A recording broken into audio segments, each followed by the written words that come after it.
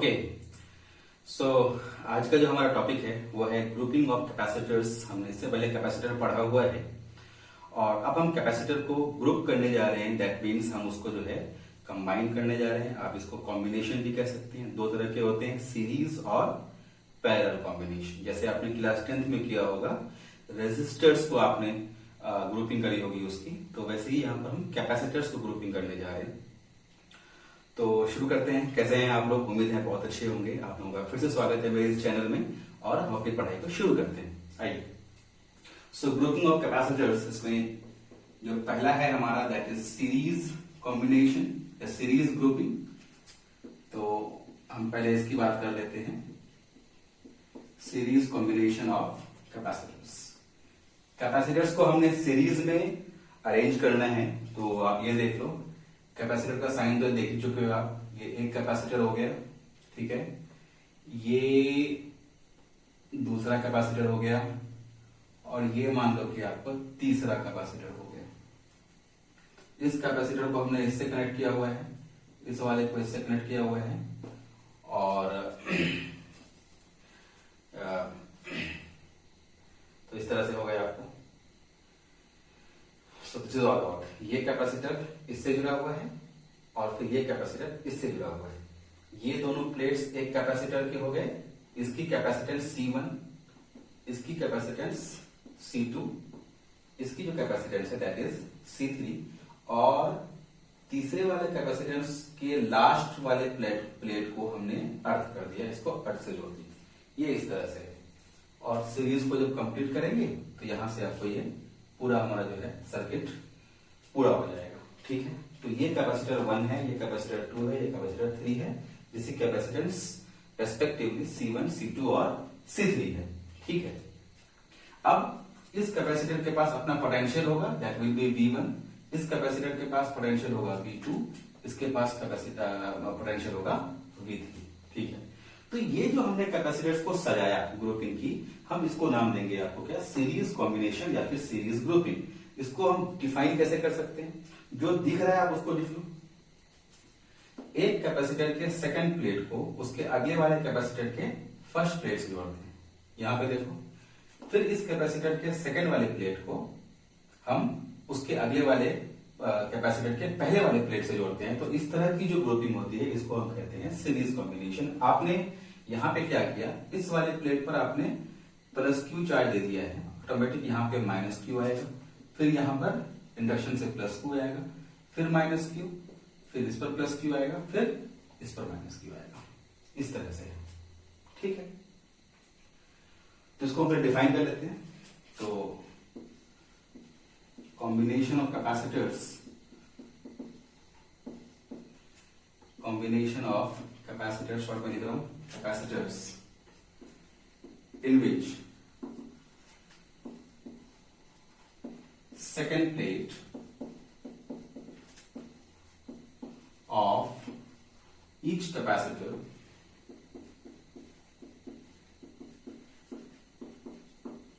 is connected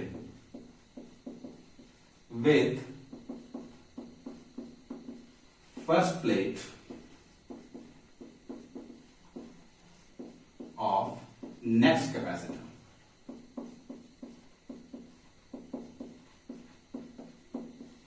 is called series combination। Capacitors का ये combination जो है that will be called series combination, ठीक है। ये बात हमें समझ में आती है। फिर से, combination of capacitors in which second plate of each capacitor is connected to the first plate of next capacitor. इस तरह का जो अरेंजमेंट होगा, this arrangement will be called series combination. अब आप यहां पर देखो, जब हमने इस प्लेट पर क्यू चार्ज दिया था तो इस कैपेसिटर में भी क्यू चार्ज आया, इस कैपेसिटर में भी क्यू चार्ज आया। इसका मतलब जो चार्ज हम पहले कैपेसिटर के पहले प्लेट पर देते हैं वही चार्ज पूरे कैपेसिटर्स में इक्वली डिस्ट्रीब्यूट हो जाता है। इक्वली डिस्ट्रीब्यूट तो नहीं हो, इक्वली आपको आ जाता है, इंड्यूस हो जाता है, ये कह सकते हो। तो हमारी एक जहनियत यहां ये बनती है कि कैपेसिटर का जब हम सीरीज कॉम्बिनेशन करते हैं तो सीरीज कॉम्बिनेशन में सभी कैपेसिटर्स पर जो चार्जेस हैं, चार्ज की वैल्यू हमेशा सेम होती है। लेकिन पोटेंशियल की वैल्यू, पोटेंशियल आपने पढ़ा हुआ है, पोटेंशियल डिपेंड करता है पॉइंट पे। Potential is the characteristic of point. जहां भी इलेक्ट्रिक फील्ड होगा वहां एक पॉइंट होगी, तो उस पॉइंट पर आपको पोटेंशियल होगा। पॉइंट की चेंजेस हो रहे हैं, आप देखो यहाँ पर पॉइंट चेंज हो रहा है, यहाँ पॉइंट चेंज हो रहा है, यहाँ पॉइंट चेंज हो रहा है, तो फिर उस कंडीशन में सभी कैपेसिटर्स का जो पोटेंशियल होगा वो अलग अलग होगा। तो पहले यहां पर लिख लेते हैं मोड्स बनाने के लिए कि plus Q charge is given to the first capacitor, to the first plate of the first capacitor, and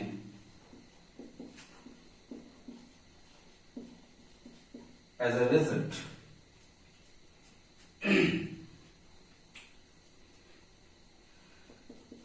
plus q and minus q charges are induced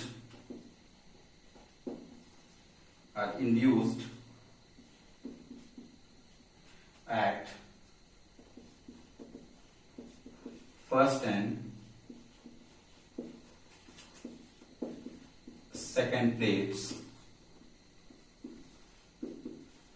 of each capacitor respectively। तो हमने पहले plate पर, या आप कह सकते हो कि पहले कैपेसिटर को हमने क्यू चार्ज दिया है, तो सभी कैपेसिटर्स के फर्स्ट प्लेट पर प्लस क्यू और सेकंड प्लेट पर माइनस क्यू आपको जो है ऑटोमेटिकली इंड्यूस हो जाता है, क्योंकि हमने वहां पे अर्थ कर रखा है द लास्ट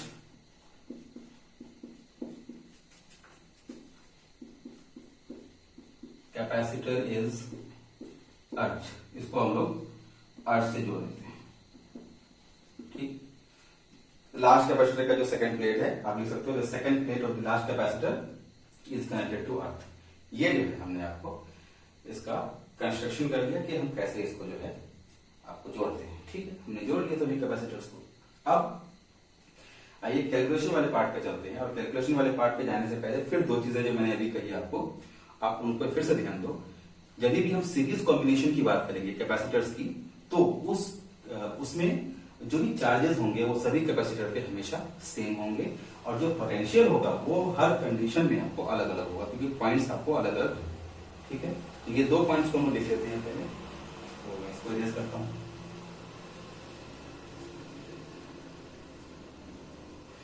ओके, तो पहला point, charge on each capacitor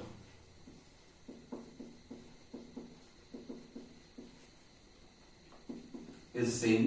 series combination में पहला पॉइंट है कि charge on each capacitor is same, और दूसरा पॉइंट क्या हो जाएगा, potential of each capacitor may be different. वो सेम होना कोई जरूरी नहीं है। Potential of each capacitor may be different. ठीक है, ये बात हमें समझ में आती है। ये दो चीजें जो है हमने आपको कर दी। अब जब भी हम इक्विवेलेंट कैपेसिटेंस निकालने की कोशिश करेंगे, इन तीनों कैपेसिटेंस C1, C2 और C3, इनका हम मिलाकर एक इक्विवेलेंट कैपेसिटेंस निकालने की कोशिश करते हैं, तो आपको हमेशा याद रखना है कि कभी भी अगर आप चाहे सीरीज हो चाहे पैरेलल हो, जब भी आप इक्विवेलेंट करने की कोशिश करेंगे, जो क्वांटिटी अलग अलग है, कौन सी क्वांटिटी अलग अलग है, क्वांटिटी आपको V1, V2 और V3 ये अलग है, हम इनको जोड़ने की कोशिश करेंगे, तो ऑटोमेटिकली हमारा जो है जो इक्विवेलेंट कैपेसिटेंस है वो ऑटोमेटिकली फाइंड आउट हो जाएगा। आप ये देखो, तो हम काम करते हैं V1 क्या है, potential difference between the plates of first capacitor. आप नोट बनाना चाहो तो लिख सकते हो। V1 की वैल्यू क्या हो जाएगी, आप जानते हो, charge divided by capacitance that is C1। इसी तरह से V2 की वैल्यू क्या हो जाएगी, Q डिवाइडेड बाई C2, और V3 की वैल्यू क्या हो जाएगी, Q डिवाइडेड बाई C3। तो पूरे कॉम्बिनेशन का पोटेंशियल डिफरेंस यहां से लेकर यहां तक कितना हो जाएगा, V1 plus V2 plus V3। इसलिए टोटल पोटेंशियल डिफरेंस V बराबर ये हो जाना है V1 plus V2 plus V3। ठीक है, इसको एक काम करते हैं हम लोग, आप जो है इसको हम अभी ऐसे ही रखते हैं, इसको हम मान लेते हैं इक्वेशन नंबर 1। अब आगे देखो, अब जो भी हमारा इक्विवेलेंट कैपेसिटेंस होगा उसकी वैल्यू को हम C मान लेते हैं। हम मान लेते हैं कि ये पूरे कॉम्बिनेशन का जो पोटेंशियल है, जो कैपेसिटेंस है दैट इज C, और इस पूरे कॉम्बिनेशन का जो आपका पोटेंशियल है वो आपने निकाल रखा है दैट इज V। ठीक है, चार्ज कितना दिया था आपने, Q चार्ज दिया था। तो अब जब हम इनको रिलेट करेंगे तो C की वैल्यू क्या हो जानी है, charge divided by total potential difference. तो C की वैल्यू हो जाएगी Q बाई V, या फिर V की वैल्यू हो जाएगी Q बाई C। तो ये C क्या है आपको, इक्विवेलेंट कैपेसिटेंस, जो इस पूरे का एक ही कैपेसिटेंस है, उसी की वैल्यू को हम फाइंड आउट करना चाहते हैं। देखो C को मान लेते हैं आप equivalent capacitance of the combination. ये आपके पास हो गया इक्विवेलेंट कैपेसिटेंस। इसीलिए क्या हो जाएगा, C की वैल्यू हो जानी है आपको Q डिवाइडेड बाई V, इसीलिए V की वैल्यू क्या हो जाएगी, Q डिवाइडेड बाई C। ये है इक्वेशन नंबर 2। आपके पास अब दो इक्वेशन है, V is equal to V1 plus V2 plus V3 और V is equal to Q divided by C। दोनों इक्वेशन सेम वैल्यूज दे रहे हैं आपको V, तो दोनों इक्वेशन आपस में क्या हो गए, दोनों इक्वेशन आपस में सेम हो गए। तो अगर दोनों इक्वेशन सेम हो गए तो एक काम करते हैं, इसलिए दोनों को आप इक्वल कर दो, तो Q बाई C की वैल्यू क्या हो जाएगी, Q बाई C की वैल्यू हो जाएगी V1 plus V2 plus V3। एक काम करो, V1 की वैल्यू पुट करो, that is Q divided by C1, फिर Q डिवाइडेड बाई C2 और फिर Q डिवाइडेड बाई C3। ये देख लिया आपने। एक काम करते हैं, Q तीनों में कॉमन है तो हम Q को कॉमन ले लेते हैं, 1 by C1 plus 1 by C2 plus 1 by C3, और यहां पर है Q divided by C। Q और Q कैंसिल आउट हो गया, तो ये बचा 1 by C is equal to 1 by C1, 1 by C2, 1 by C3। तो ये आपने फाइंड आउट कर लिया एक relation between equivalent potential, equivalent capacitance and capacitance of all the capacitors. तो हम लोगों को जब भी सीरीज कॉम्बिनेशन में अगर आपको निकालने की जरूरत है इक्विवेलेंट, तो आप जितने भी कैपेसिटेंसेस है उन सबको उल्टा कर दो और आपस में जोड़ दो, यही हो जाएगा आपका क्या, इक्विवेलेंट कैपेसिटेंस। हम इसको भी अभी डिफाइन करेंगे वर्ड्स में, तो ये चीज है, आप इसको बहुत सिंपली इस तरह से फाइंड आउट कर सकते हो। अब इसको हम लोग जो है वर्ड में एक बार एक्सप्रेस कर देते हैं। तो सीरीज कॉम्बिनेशन में आपको इक्विवेलेंट कैपेसिटेंस के लिए हम क्या डेफिनेशन देंगे, जो दिख रहा है वही लिखो आप। क्या दिख रहा है आपको, इक्विवेलेंट कैपेसिटेंस का उल्टा, मतलब सो इन सीरीज ग्रुपिंग या कॉम्बिनेशन ऑफ कैपेसिटर्स,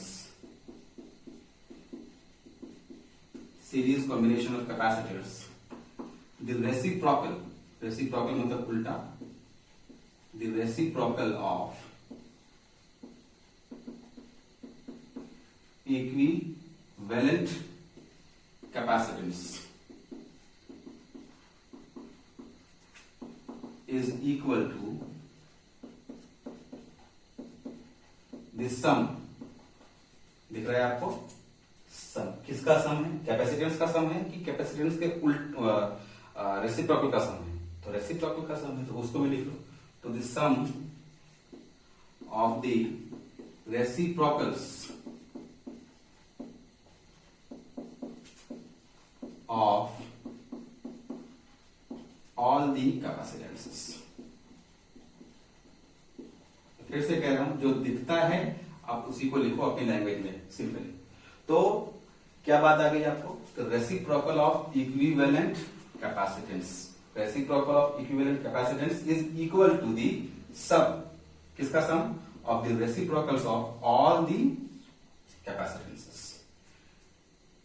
तो सिंपल सी बात है। So this is very simple.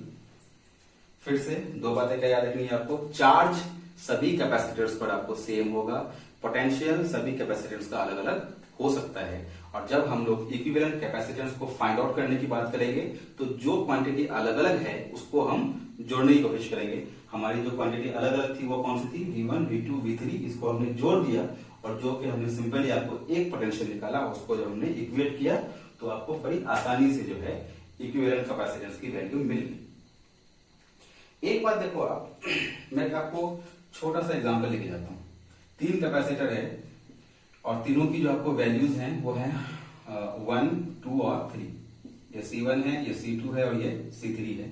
आइए इक्विवेलेंट निकालने की कोशिश करते हैं हम लोग। इक्विवेलेंट निकालेंगे तो 1/C करना पड़ेगा हमें, तो 1/1 सबको पलटना पड़ेगा, 1/2 और 1/3 इसको सॉल्व करते हैं। 3 2 6, 1 6 6, 2 3 6, 3 2 6, ये कितना आया 11/6। इसीलिए कैपेसिटेंस कितना होगा, इसको पलटेंगे, ये भी पलटना पड़ेगा आपको, 6 डिवाइडेड बाई 1।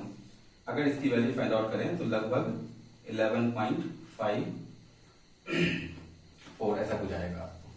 देखो 3 कैपेसिटेंसेस को हम लेके चले, वैल्यू थी 1, 2 और 3। जब हमने उसको सीरीज में सजाया तो उसका जो इक्विवेलेंट कैपेसिटेंस आया वो कितना आया 0.54, और ये 0.54 1 से भी छोटा है। तो सीरीज कॉम्बिनेशन में इक्विवेलेंट कैपेसिटेंस हमेशा छोटे वाले से भी छोटा होता है।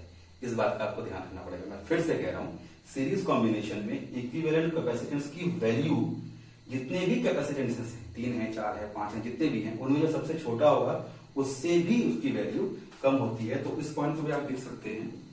So the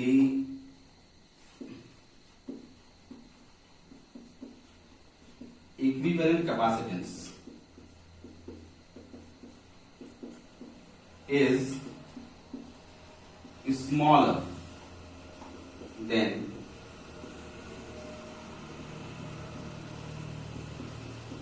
the smallest value of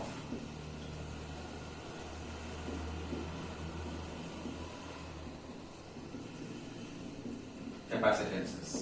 कैपेसिटेंसेस की जो सबसे कम वैल्यू है उससे भी कम आएगा आपको इक्विवेलेंट। कभी आपको अगर एग्जाम में आ गया कि जैसे कि आपको दे दिया गया एक क्वेश्चन इस तरह से, मान लिया कि 4 कैपेसिटर्स हैं और 4 कैपेसिटर में जो सबसे कम वैल्यू है वो 4 है कैपेसिटेंस की, और बाकी की वैल्यू नहीं दे रखी है आपको, एक्स वाई जेड दे रखा है। तो कहा कि इक्विवेलेंट की वैल्यू क्या हो सकती है। Option number 1 5, option number 2 6, option number 3 आपके पास 3.7, ऑप्शन नंबर 4 हो गया आपको 2.8। बोलिए कौन सी वैल्यू सही हो सकती है? क्या इसको बढ़ा लेते हैं, 4.8। कौन सी वैल्यू सही होगी? तो आपको ये दे रखा है कि 4 जो है ये सबसे कम वैल्यू है, तो जो भी इक्विवेलेंट कैपेसिटेंस आएगा उसकी वैल्यू 4 से भी कम आएगी, तो आपको 3.7 पे टिक मार देना है। ये बात समझ में आ रही है आपको? So in series combination the value of the equivalent capacitance is smaller than the smallest value of all the capacitances. जो भी सबसे कम वैल्यू आएगी उससे भी आपको छोटी वैल्यू होनी है आपको। सो this is all about series combination. हम लोग पैरेलल की भी बात कर लेते हैं। ये so our second topic is parallel combination.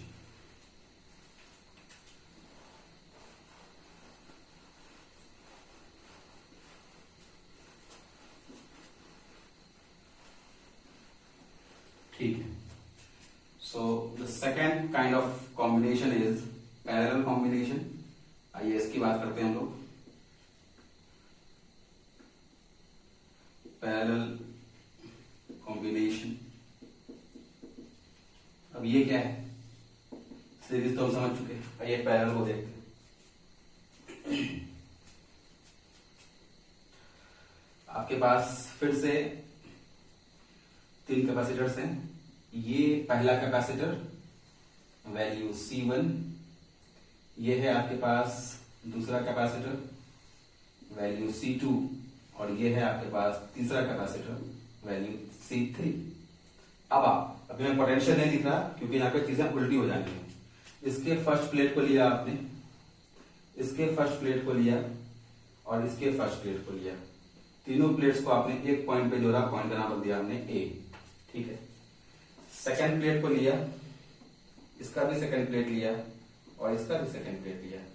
यह बहुत जरूरी है आपको समझने के लिए कि सीरीज कैसा होता है और पैरेलल कैसा होता है। इस पॉइंट को नाम दिया हमने B। अब आप ध्यान दो, यहां पे चीजें बदल गई हैं। सीरीज में कुछ और बात थी, यहां पर कुछ और बात है। देखो यहां पर क्या है, सभी पहले प्लेट्स को एक पॉइंट ए पे जोड़ा, सभी दूसरे प्लेट्स को एक पॉइंट बी पे जोड़ा, कॉमन पॉइंट्स हैं ये आपको। तो जिस वक्त कैपेसिटर के पहले प्लेट्स को एक पॉइंट पे जोड़ते हैं, दूसरे प्लेट्स को भी आपको एक कॉमन पॉइंट पे जोड़ते हैं, तो ऐसा जो आपको कॉम्बिनेशन होगा, इस कॉम्बिनेशन को हम नाम देंगे आपको पैरेलल कॉम्बिनेशन। तो इसको लिख लेते हैं आपको। So the combination in which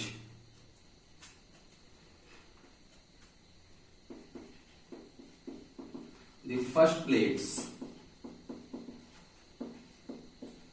of all the capacitors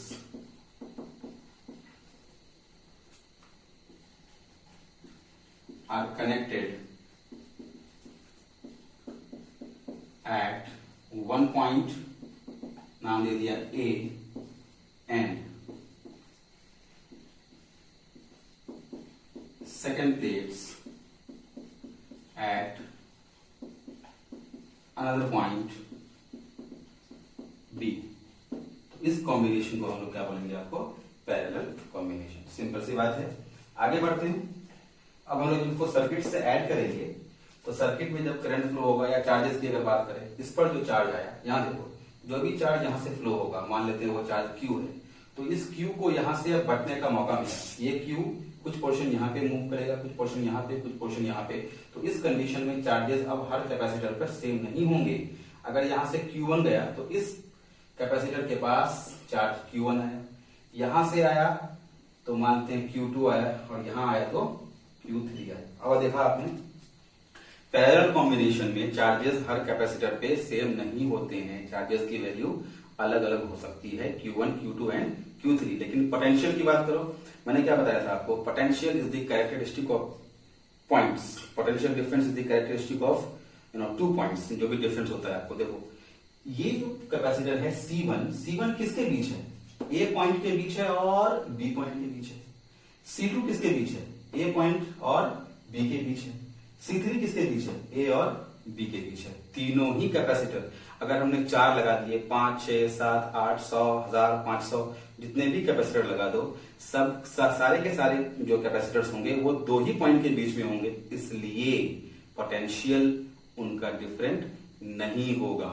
तो अगर इस कैपेसिटर का पोटेंशियल V है तो इसका भी पोटेंशियल V होगा और इसका भी पोटेंशियल V होगा। तो देखा आपने, पैरेलल कॉम्बिनेशन में वो जो 2 इंपॉर्टेंट पॉइंट्स थे वो पलट गए। तो मैं उसको यहां पे लिख देता हूं, charges on each capacitor may be different,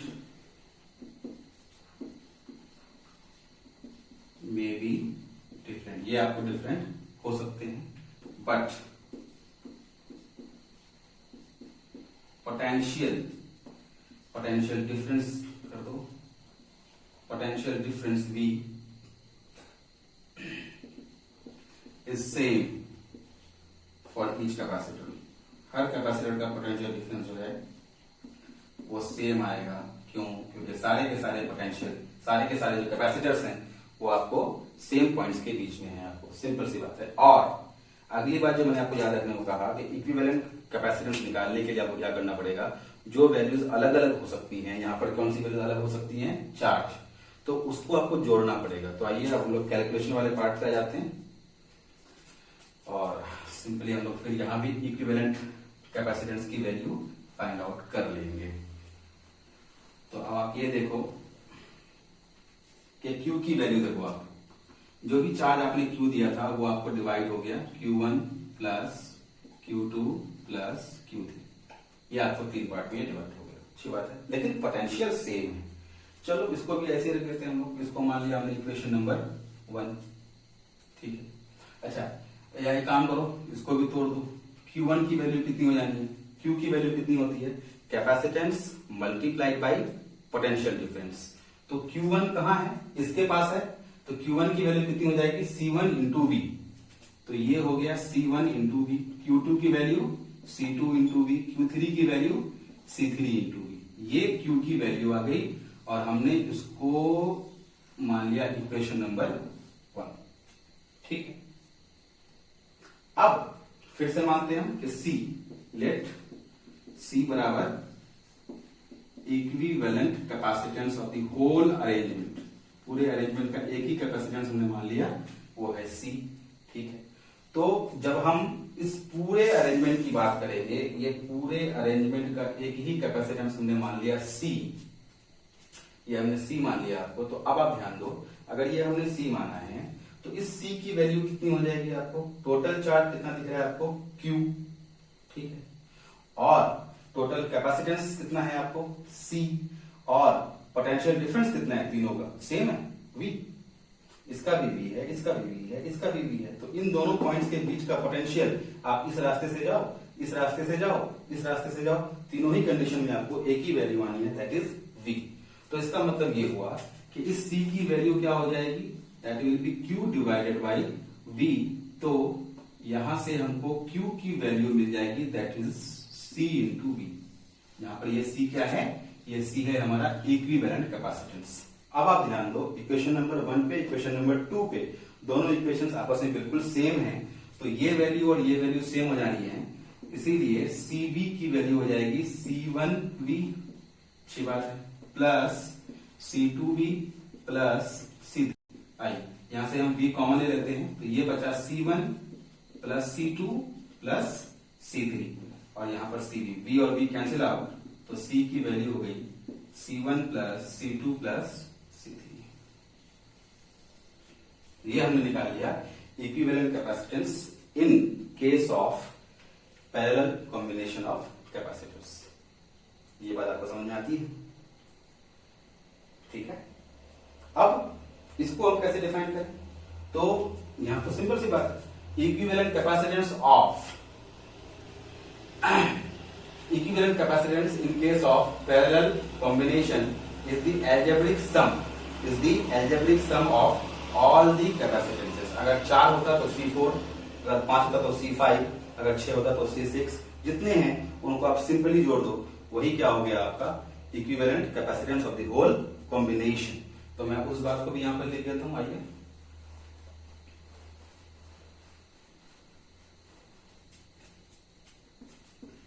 So, equivalent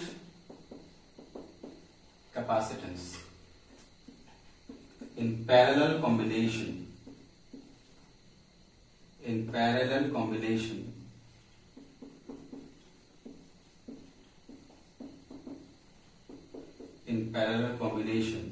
is equal to the sum of all the capacitances। Simple सी बात है। तो आपने देखा, रेजिस्टेंस का उल्टा है कैपेसिटेंस, दोनों का काम हालांकि एक ही है। कैपेसिटर का काम भी चार्ज को स्टोर करना है, रजिस्टर का काम भी चार्ज को स्टोर करना है। इन चीजों को धीरे धीरे आगे पढ़ेंगे हम। तो रेजिस्टेंस अगर आपको याद हो, क्लास 10th में जो सीरीज था वहां पर आग था R बराबर R1 plus R2 plus R3, लेकिन यहाँ जो पैरेलल है यहाँ पर आया C बराबर C1 plus C2 plus C3। तो चीजें उल्टी हो जाती हैं आपको, अगर आपको क्लास 10th का रजिस्टर याद है, रेजिस्टेंस याद है तो ये बात आ गई आपको, सिंपल सी बात है। अब मैं फिर से एग्जांपल लेके जाता हूं, अगर आपके पास C1 की वैल्यू 1 है और C2 की वैल्यू 2 है और C3 की वैल्यू 3 है, तो C कितना हो जाएगा, 1 plus 2 plus 3, that will B 6। इसका मतलब ये हुआ कि जो भी हमारा इक्विवेलेंट कैपेसिटेंस है उसकी वैल्यू 6 आई, और ये इस 3 से भी बड़ी है। तो यहां पर हमें ये पता चलता है कि सीरीज की पैरेलल कॉम्बिनेशन में इक्विवेलेंट कैपेसिटेंस की वैल्यू जो सबसे बड़ी कैपेसिटेंस है उससे भी बड़ी होती है। सीरीज में क्या आया था, इक्विवेलेंट कैपेसिटेंस की वैल्यू जो सबसे छोटा कैपेसिटेंस था उससे भी छोटी आई थी, लेकिन पैरेलल में क्या है, इक्विवेलेंट कैपेसिटेंस की वैल्यू जो सबसे बड़ी कैपेसिटेंस है उससे भी बड़ी आई आपको। तो मैं लिख देता हूं आपको यहां पे simply, it's larger than the largest